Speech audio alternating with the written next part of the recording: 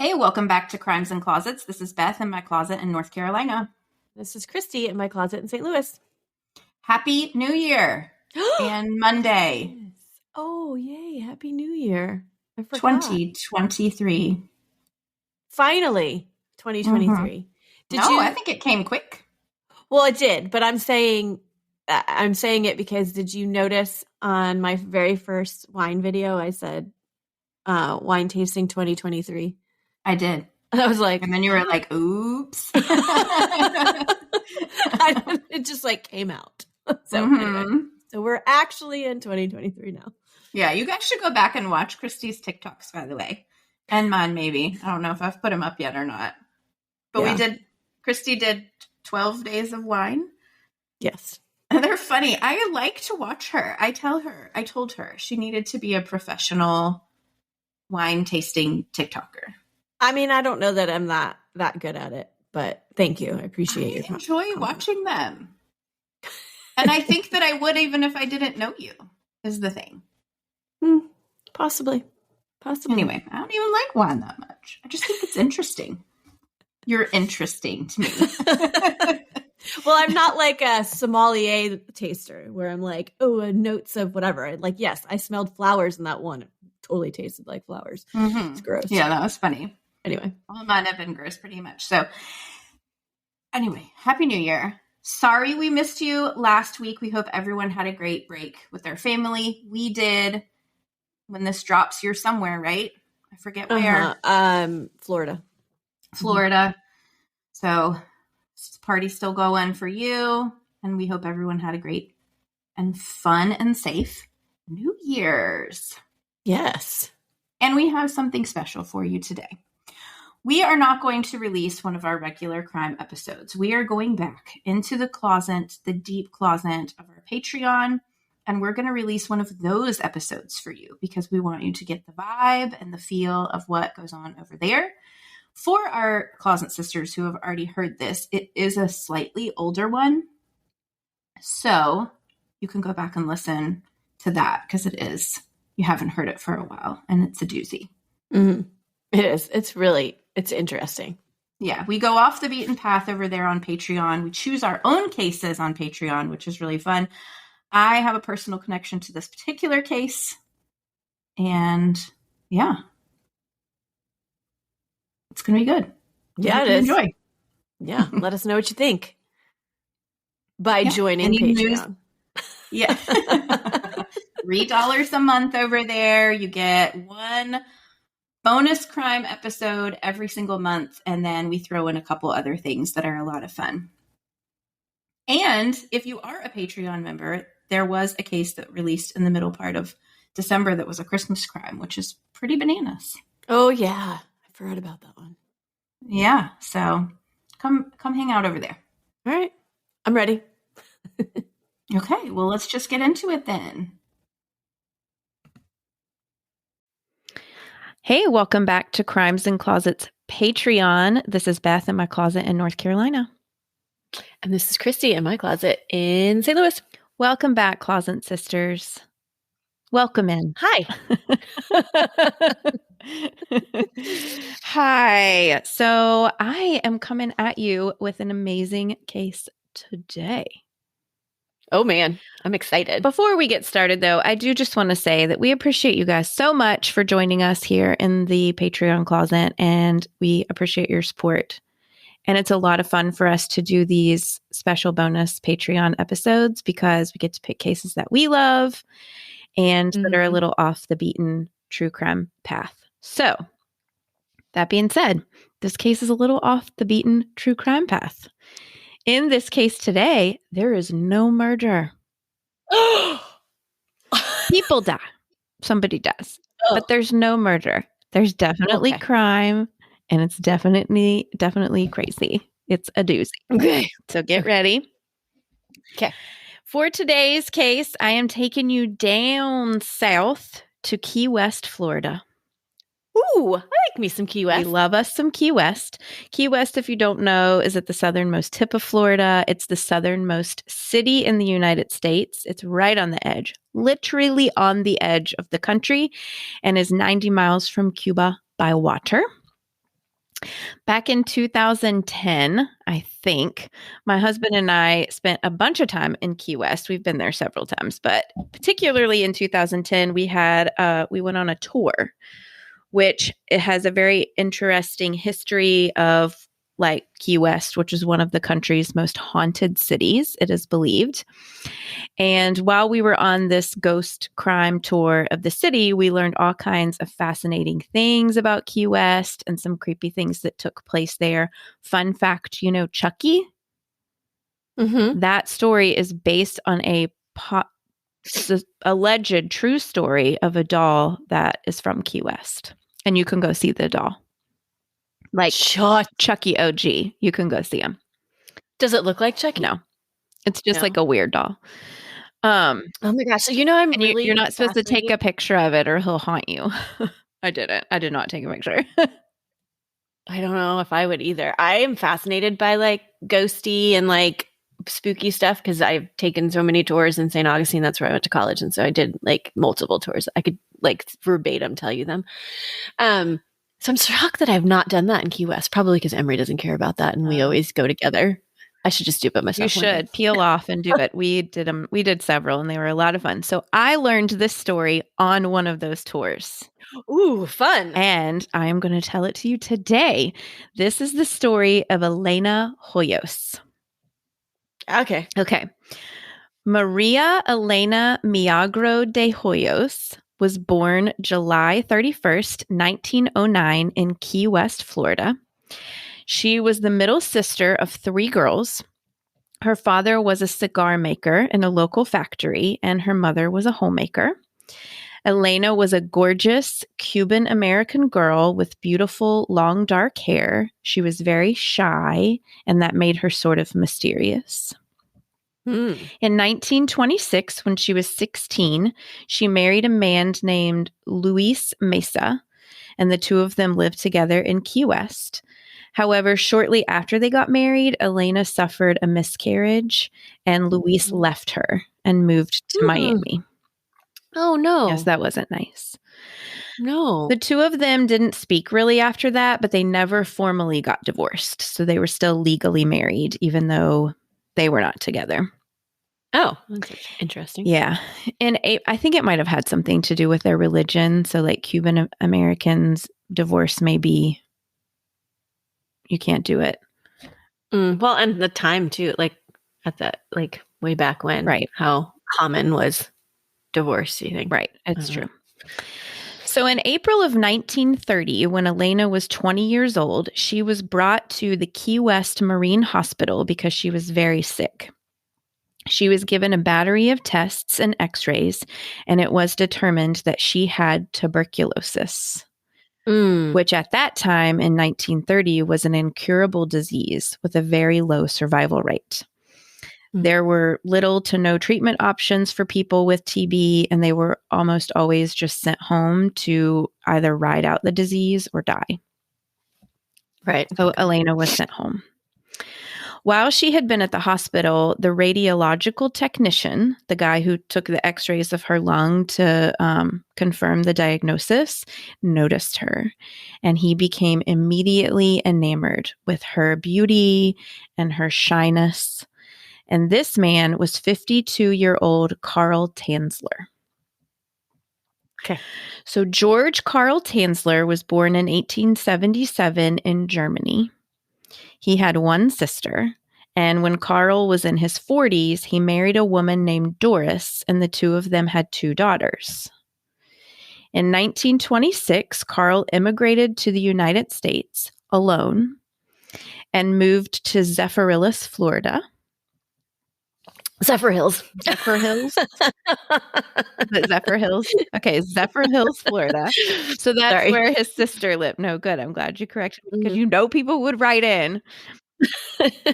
So his sister had already moved to the U.S. and that's where she was living. And so he just immigrated there and lived near her. Now, soon after he moved, his family actually followed him to Florida.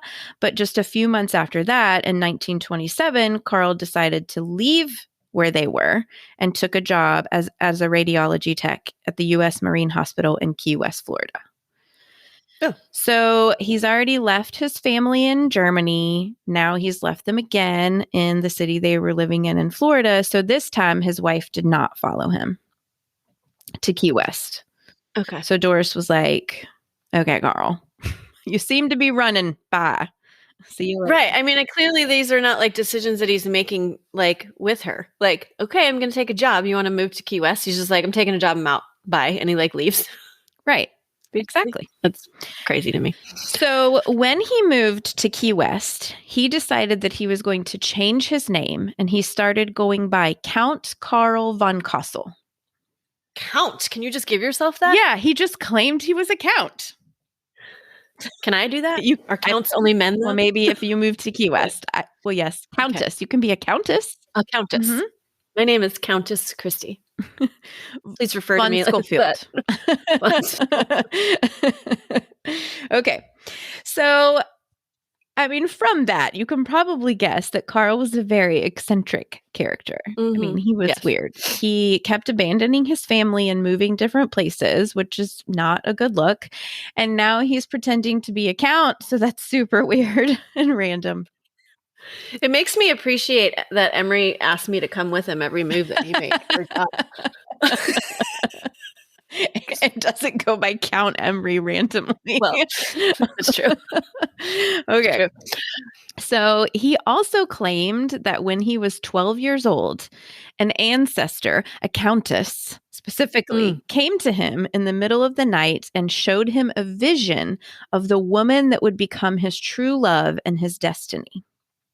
Ooh. She was an exotic, dark-haired woman with a mystery about her. Does it sound like anyone we know? Mm-hmm. A direct quote from Carl is that she was a beautiful, raven-haired Spanish beauty. Oh. He then claimed that when he was living alone, that the same beautiful Spanish woman had come to him every night for 7 nights. She never spoke to him, but she had become his friend, his companion, and her presence comforted him. Oh. So in 1930, when he meets the beautiful 20-year-old, terminally ill Elena Hoyos, he immediately believes that she was the woman that was shown to him in the vision. And it works out for him because he doesn't have to ask her to move if she's terminally ill. Sorry, away from her anymore. He's like, well, this could work out for me short time. That is not how he feels. Just you wait. Okay. His obsession with her becomes really aggressive. And when she's released from the hospital, he begins overseeing her care, even though he's not a doctor. He's a radiology tech. Can I ask, do you know, like, at this point, like, how much time she's given when she's sent home? I don't know. No, it never talks about that. And I don't know that the disease was really new back then. So I don't even know that they did things like that. I think it was just like, you're either going to die or you're not. So you just go home to ride this out. Mm-hmm. Yeah. Okay. So he starts overseeing her care from home, and he brings her, she lives with her family. He brings her tonics and elixirs and all of these like remedies, experimental things to her home. He sneaks expensive equipment out of the hospital to administer infusions, so like IV poles, things like that. He even sneaks out an X-ray machine so that they can keep progress on her lungs and like how the disease is progressing or whatever. Gosh, how's he sneaking all this stuff out? That seems like it's big. I know. Right? Back then, for sure. Even now, like I know. Yeah. So this is all, he's just trying to save her from dying of tuberculosis. So this is during the Great Depression, right? So this is in 1930. And Elena's family was poor. They were immigrants from Cuba and they didn't have a lot. And so they were thankful to accept this help from this wealthy German doctor. Right. Her family called him Carlos. And it's interesting to note that her family and her were Cuban Americans, so their first language was Spanish, and he was German, so his first language is German.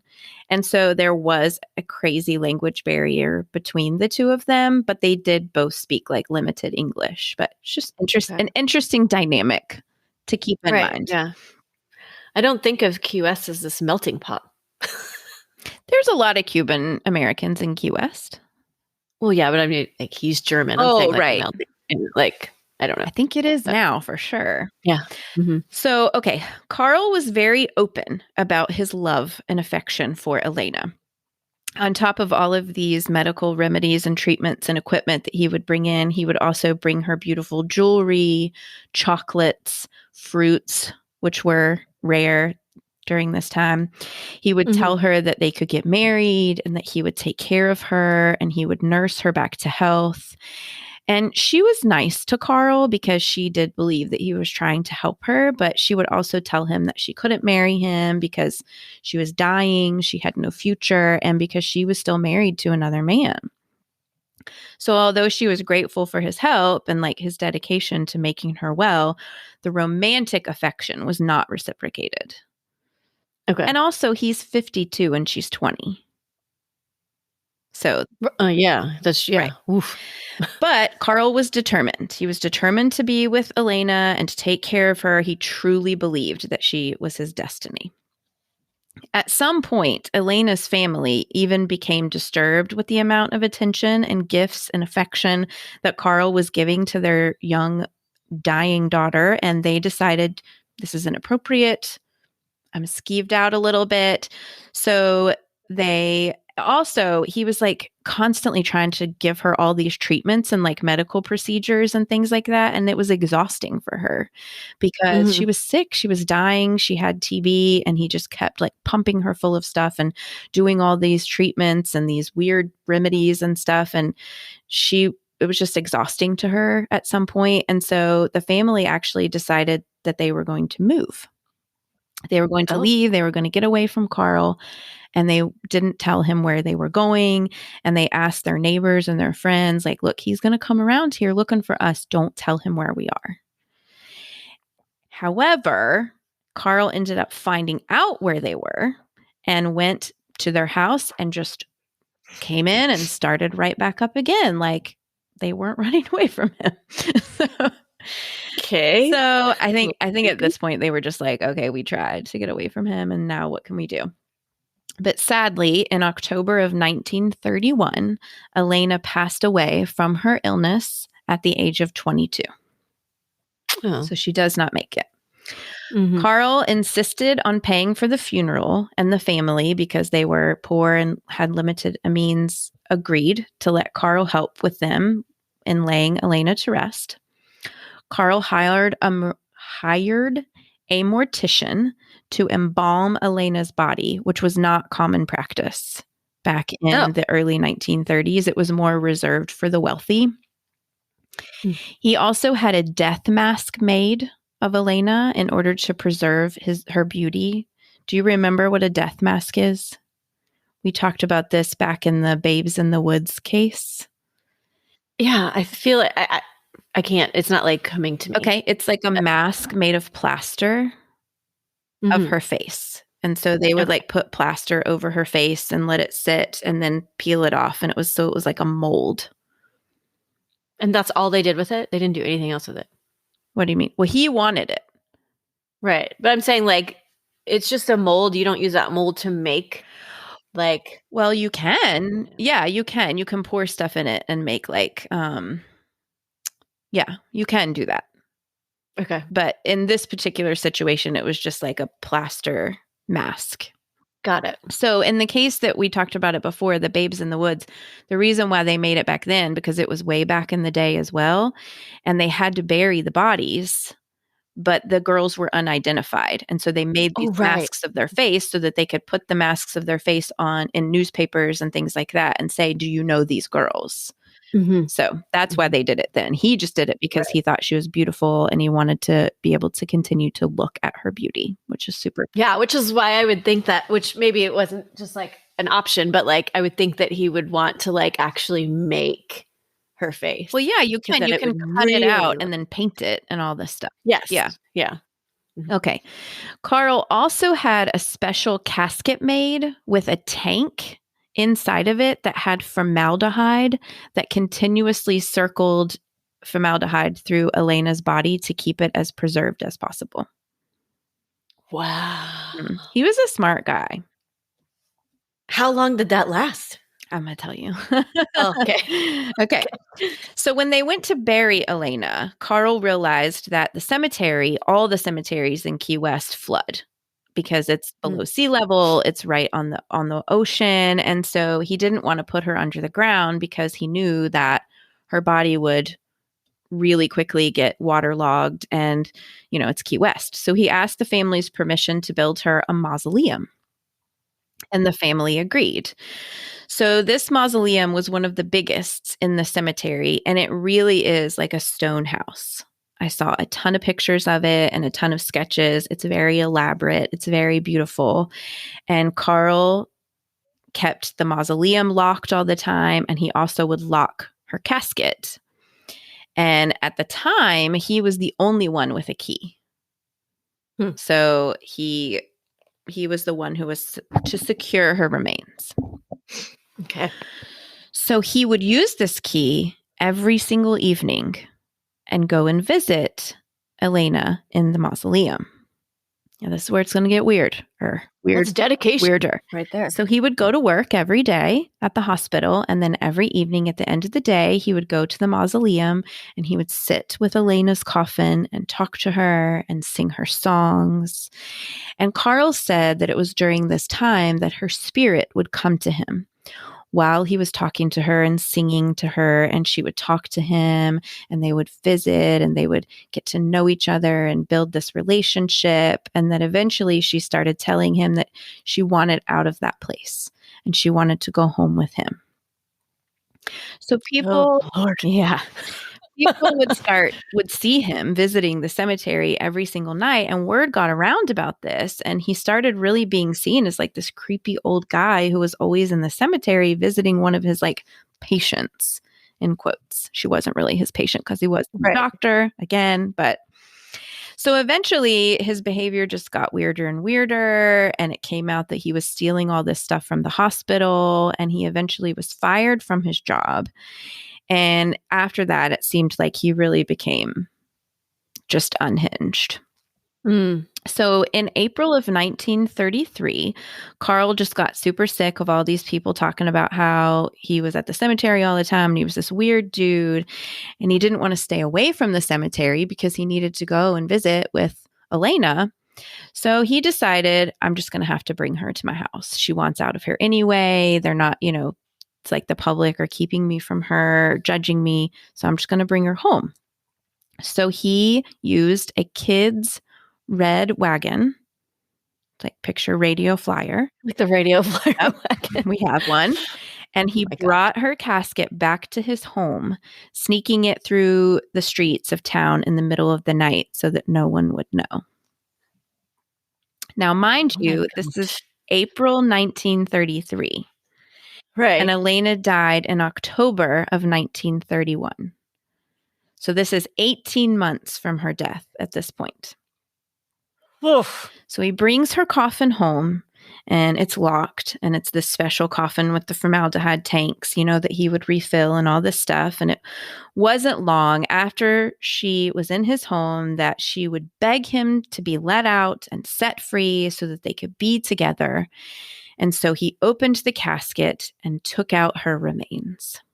Oh, no. Now, because of the embalming and the formaldehyde circulating through the casket, her remains were pretty preserved, pretty well. I mean, it's been 18 months. There's decomposition, obviously, lots of cleaning up to do and things like that. But he was very happy to do this for her because she was coming back to him, and he did not want her to come back to him and come back to life and be in such a terrible state. So he was going to fix her. He was going to take care of her. Yeah, I know. Are you okay? I hope you're not hungry. I'm going to ruin your lunch here. So he continued to inject her with formaldehyde daily, but the decomposition, obviously, especially it's exposed to air, exposed to light, so it begins to get worse over time. And as her remains continued to decompose, Carl used piano wire to reattach her bones and hold her together.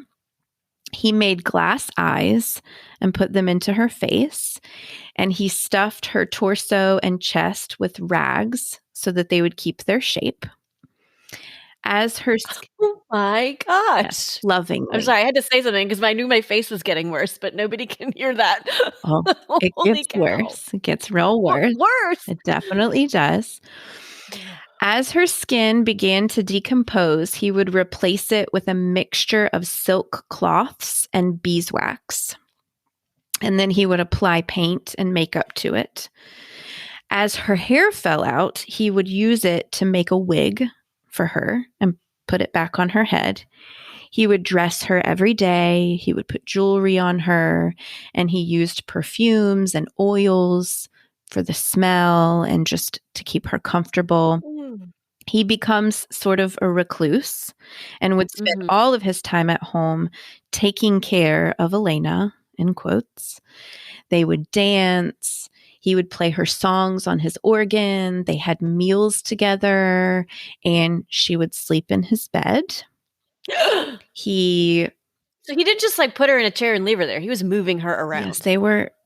That's correct. And he also, this is bad. Trigger. I feel like I know where you're going right now. He inserted a tube into her so that the two of them could be intimate. And this went on for 7 years. Shut up. I can't. It's how the story goes. Did her family not notice that her casket was gone? Well, apparently they didn't visit the mausoleum. So no. Or they couldn't get in because he was the only one with a key. I'm not really sure what the situation was with the family, to be perfectly honest, but I will get there. Well, I mean, I could imagine that possibly that they would be, if they visited just the mausoleum and just like stood there as if they were visiting her. I right sure there. as heck would not go in. Right. So I guess it's not totally crazy that they didn't notice, but right. Okay, So go ahead. If any of our family ever has a mausoleum, just so you know, I'm the one that leaves the flowers at the door. Okay? Not coming in. No way. Okay. Got it. After a while, rumors began circulating around town about Carl and his odd behavior. It did not go unnoticed that he all of a sudden one day stopped showing up at the cemetery. And it also was noticed that he rarely left his home, but when he did, he was purchasing women's clothing and jewelry and perfumes and oils and flowers. And at first, everyone thought that he just had a lady friend, but after a while, they realized they never saw him with anyone, but he still continued to buy these things. So it was seen as extremely odd. People would also see lights on at his home all hours of the night. They would hear organ music being played all the time. And it's even reported that they could see Carl through the windows dancing with what looked like a life-size doll. Oh. Which he was. Right. Except it was not a doll. At all. So rumors finally get back to Elena's family. And they went to the mausoleum and I guess somehow were let in and found it empty.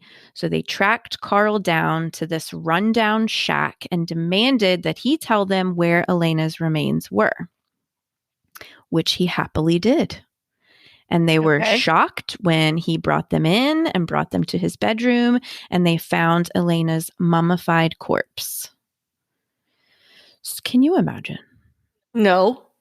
So they immediately alerted authorities and Carl Tanzler was arrested and charged with wantonly and maliciously destroying a grave and removing a corpse without authorization. That was a crime back then. I thought maybe they had made that a crime at this point. Because this was in 1940. I don't know if it was the first time anyone's ever been charged with it, but he definitely was.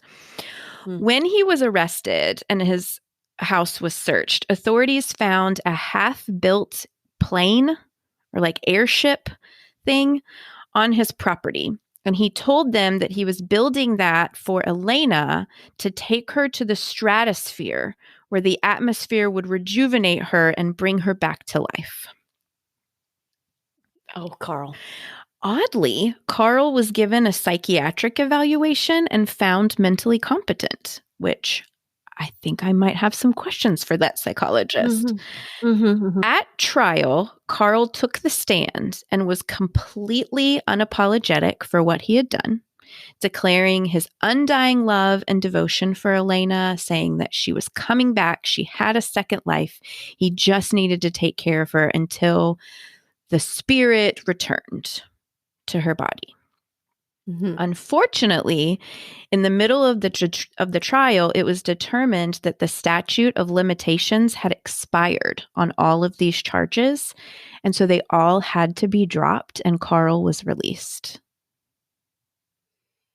What's the statute of limitations? 7 years? 7 years. You lucky son of a... I know, right? Now, it gets even worse. After Elena's body was discovered in Carl's home, she was examined by physicians and pathologists, and rumors of the story spread around Key West and around Florida, and it became sensational. It was 1940. So as you can imagine, like, this is some serious kind of crazy gossip, right? People actually sympathized with Carl, calling him an eccentric romantic and saying things like the headlines, "True love never dies." It actually does. Okay. Come on, people. Horrifically, Elena's mummified corpse was put on display in Key West, and people would pay $1 to come and view her remains. It is estimated that around 7,000 people showed up to view her body. Oh my gosh. So disrespectful. How long did they do that for? Months. Or like a month or something. Weeks. I think it was weeks. I can't remember from the tour. But it was a long time. Too long. Ridiculous. Should have never happened. No. Afterwards, her remains were finally given back to her family, and she was reburied in a cemetery in Key West in a secret, unmarked grave so that Carl couldn't find her and that she could finally rest in peace. So thank goodness. 4 years later, in 1944, Carl moved to Pasco County, Florida, near where his wife lived. Remember, he's married. Oh, right. Oh, Yep. And I mean, he didn't move in with her. They weren't like together or anything, but he moved around where she was. And in 1947, he released an autobiography all about his relationship with Elena. So like, even then, even years later, he truly believed he did nothing wrong. Wow. I read it. You did? I read it. And it is bananas, to say the least. Stay tuned, by the way, Closet Sisters, for that book giveaway, because I have it. You have it? Okay, and I will give it away. You absolutely can. It is fascinating. And after reading it, it's him. I mean, it's his own words that he wrote about what happened, his version of the story. No one in the world can convince me that this man was sane. Like, he was out of his mind. Wow. Right. He remained, that's what I said after every chapter. I was like, wow. Wow, Carl. He remained living alone until he died in July of 1952 at 75 years old. When he was found, which was a few weeks after he passed away, they found a life-size doll that had been made with fabric and plaster, and on the doll was the death mask made of Elena just after she passed away. So even to his death, he was obsessed with this woman and believed that he and she would still be together. His very last journal entry says, quote, "Human jealousy has robbed me of the body of my Elena, yet divine happiness is flowing through me, for she has survived death. Forever and ever she is with me." Bananas. He's not okay. He is not okay. So as you can imagine, there's a lot of local folklore in Key West about this case, which is how I've heard about it. Some people say that the spirit of Elena haunts the funeral home where she was put on display. Some people say that her spirit is in the cemetery where her mausoleum was. Some people say that the mummified remains were actually switched and that Carl really had her body and not the doll. But I think it's pretty proven that it was actually a doll and not her remains. It's just the folklore. Right. Some people say that Carl had installed a telephone line in the mausoleum so that he could call her when the two of them were apart. And that now, even now, a phone can still be heard ringing in the cemetery in the middle of the night. Yeah. I saw an interview with a forensic pathologist who reviewed Elena's autopsy like in recent years, and he describes it as the most bizarre case of necrophilia that he has ever seen. No kidding. And she is known as the Corpse Bride. Whoa. And that is the story of Elena Hoyos. Oh, Elena Hoyos. Question. Do we know where she is buried now? No. Now that he's dead, has anybody revealed? No, because her story is still so sensational that they're afraid that people will go to her grave just to see it or whatever. And the family, it was like all of their wishes that she just rest in peace and be left the heck alone. And she should be left the heck alone. That poor corpse. I know. Poor Elaine. Yeah, right. I know, right? I hope she doesn't know any of this.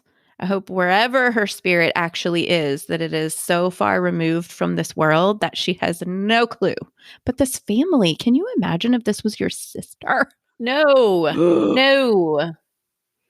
No. Mm-mm. So I told you it wasn't a murder. I told you it was a crime. That is crazy. I feel like my eyes did all of my talking today instead of me actually. I was like, I know. So when we started a true crime podcast, one of the first things that my husband said to me was, "Are you going to talk about that Corpse Bride in Key West?" I was like, "No, not really. It doesn't really like fit what we do or whatever. I mean, it's a crime. It is a crime. So it is interesting. I mean, it definitely fits the Patreon platform for sure. Yeah. But you probably could have worked it in there as like if we did some sort of special episode, like a Halloween one about spooky stuff. Yeah. Nope. So, I decided I would save it special for the Closet Sisters. That's amazing. Amazing. Everyone else doesn't know what the heck they're missing now. I know. And I am going to post some photos of this on the Patreon feed because you just have to see this. Right. Like, and they're public. I mean, like, it's awful and I hate to do it to her, but like 7,000 people came and saw her in person. So like, I'll post a picture. I don't ever post pictures of like people's remains, but I am making a special exception for this particular case. At least currently at this moment in time, that is only available to a limited amount of people. It's true. Yes. So, and it's behind a paywall. So it's not like just anyone can come. But if you Google her, you can, I mean, like they're everywhere. Yeah. Able to find it. So 100%. Oh my gosh. Well, that was fun. That was like campfire story time fun. Yeah. Like, I want to go now. Yeah. Let's go to Key West. Can we make a trip to Key West? And because I want to take like a ghost tour with you. I say yes to it. Okay. 100%. We just did one in New Orleans like a couple of months ago and it was super cool, but haven't done it there either because I've only been with Emery. You got to do it when you're in these spooky places. You know what? Suck it up and go with me. I don't even think I've ever asked him to do it. I just know that it's not like his thing. There's drinking ones. It's like, go for that. He can just go for that. Yeah. Yeah. You can take notes and pictures. I'll be like, yes. Notepad. Yeah. And I do think it's fun that it's proof that I did used to like true crime back in 2010 or whenever it was that we went. I just didn't know that it just wasn't a thing back then.